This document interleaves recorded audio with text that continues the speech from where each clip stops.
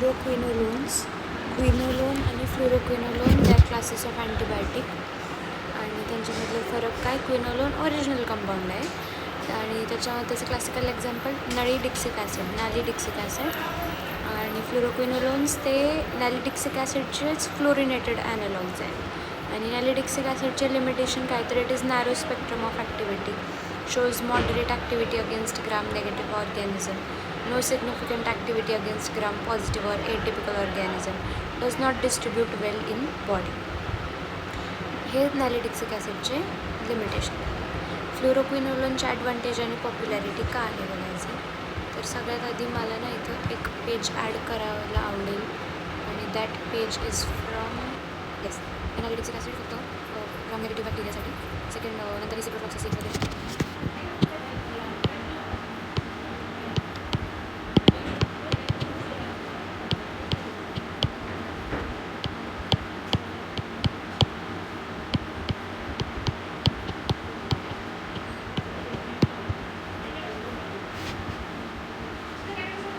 then fluoroquinolones very popular widely used antibiotic. They are considered 5-star drug. Excellent oral absorption आहे. never fluoroquinolone absorb 80-90% from GID ब्लडमध्ये आणि high bioavailability आहे. Good distribution आणि deep tissue penetration. ते efficiently body fluids टिश्यूजमध्ये penetrate करतात, distribute करतात. काही fluoroquinolones can even enter your cells allowing them to kill the intracellular organisms. The intracellular organisms they can target are Chlamydia, Mycobacterium, TB, Legionella, Brucella. काही fluoroquinolones BBB ला cross नाही करत efficiently except for लिव्होफ्लॉक्सासिन. त्याचं broad spectrum activity आहे. Effective against ग्राम-नेगेटिव्ह, ग्राम-पॉझिटिव्ह आणि एटीपिकल. हाय potency आहे आणि safety profile चांगली आहे. Generally well tolerated with rare और not very severe side effect compared to other antibiotic. Mechanism of action टोपॉइसोमेरेजला टार्गेट करते. फ्लोरोक्विनोलोन बॅक्टेरिसाइडल आहे म्हणजे ते किल करणारे बॅक्टेरिया. प्रायमरी मेकॅनिझम आहे की बॅक्टेरियल डीएनएला डॅमेज करणार. They act on group of enzyme called topoisomerases. टोपॉइसोमेरेजचं काय काम असतं बॅक्टेरियामध्ये तर बॅक्टेरियाचा डीएनए आहे तो सर्क्युलर क्रोमोझोम असतो आणि सेल ग्रोथसाठी, रेप्लिकेशनसाठी, प्रोटीन सिंथेसिससाठी, ट्रान्सक्रिप्शनसाठी त्याचे जे दोन्ही स्ट्रँड्स आहेत डीएनए डबल हेलिक्सचे ते सेपरेट व्हायला पाहिजे. आणि सेपरेटिंग मग झाल्यानंतर ओव्हर ट्विस्टिंग किंवा पॉझिटिव्ह सुपरफाईल्स होतात ना. अप्सरांनी सांगितलं होतं ahead of replication on transcription for तयार होतं क्रिएटिंग मेकॅनिकल ऑब्स्ट्रक्शन. आणि त्या ठिकाणी हे टोपॉइसोमेरेज काय करतात ते ओव्हर ट्विस्टिंगला ते रिझॉल्व्ह करतात म्हणजे ते अनटँगल करतात ना.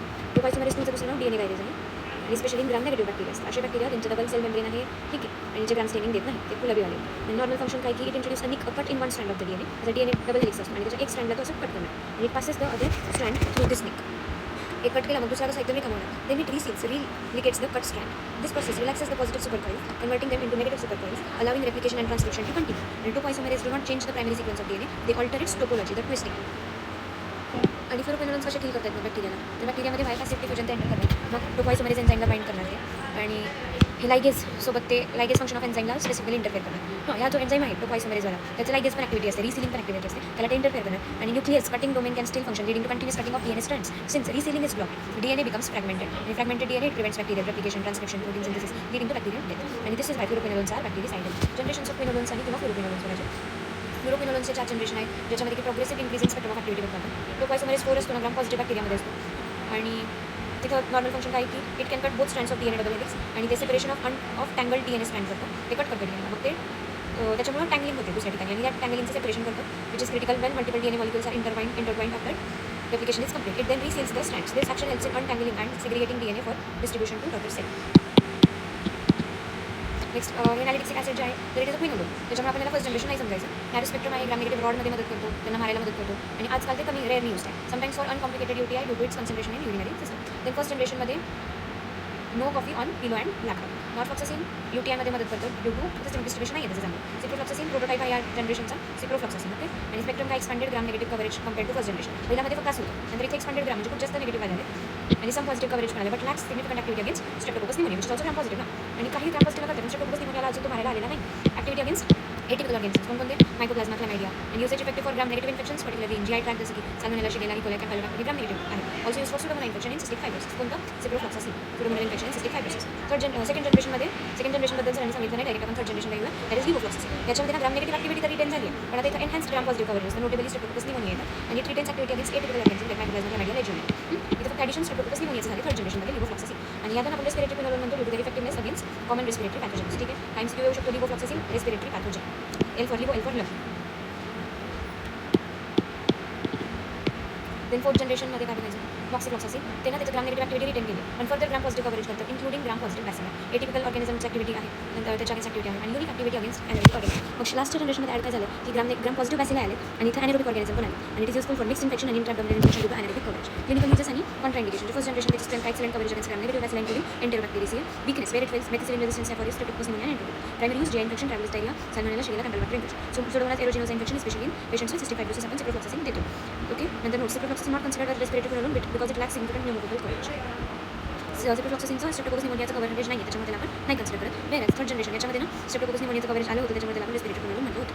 आणि कॉन्ट्राइंडिकेशन ऑफ फ्लोरोक्विनोलोन काय की general contraindication child under 18 years असेल due to potential damage to cartilage arthropathy observed in animal models आपण प्रेग्नेंट वुमेन चिल्ड्रनला देत नाही. प्रेग्नेंट वुमेनमध्ये फिटसला रिस्क असतो, नर्सिंग मध्येमध्ये इन्फंटला पोटेन्शियल डॅमेज होऊ शकतो. Exception in severe life threatening situation like cystic fibrosis with pseudomonas infection आपण तिथं the benefit may outweigh the risk even in children, त्यामुळे त्या ठिकाणी आपण सिप्रोफ्लॉक्सासिन देणं गरजेचं आहे.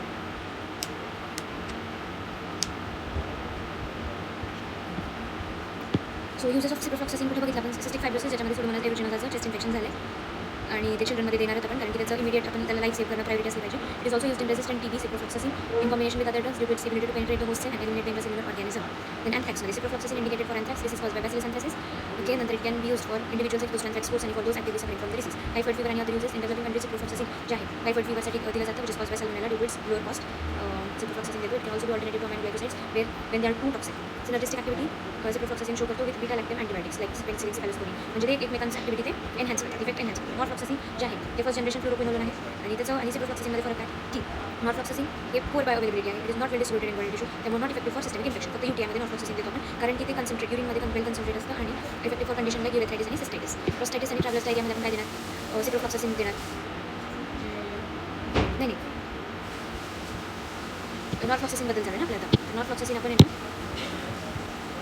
प्रोस्टायटिसमध्ये देतो आणि ट्रॅव्हलर्स डायरियामध्ये पण देतो, पण ट्रॅव्हलर्स डायरियामध्ये सिप्रोफ्लॉक्सासिन जनरली प्रिफर्ड असतं. लिव्होफ्लॉक्सासिन थर्ड जनरेशन आहे. त्याचं स्पेक्ट्रम बघ कसं ब्रॉड स्पेक्ट्रम असतं, ग्राम नेगेटिव्ह पण आहे, ग्राम पॉझिटिव्ह आहे आणि स्पेशली स्ट्रेप्टोकोकस निमोनिया ॲड झालं होतं आणि त्याची atypical activity against organism like atypical bacteria, mycoplasma, chlamydia, legionella हे सगळं आहे. आणि it is called as levo for lung आणि लंग फॉर रेस्पिरेटरी क्विनोलोन आहे. का? कारण की याचं स्पेक्ट्रम स्ट्रेप्टोकोकस निमोनियाला कव्हर करते आणि युजेस काय प्रोस्टायटिसमध्ये STDमध्ये आणि can as an alternative for gonorrhoea but not effective against syphilis.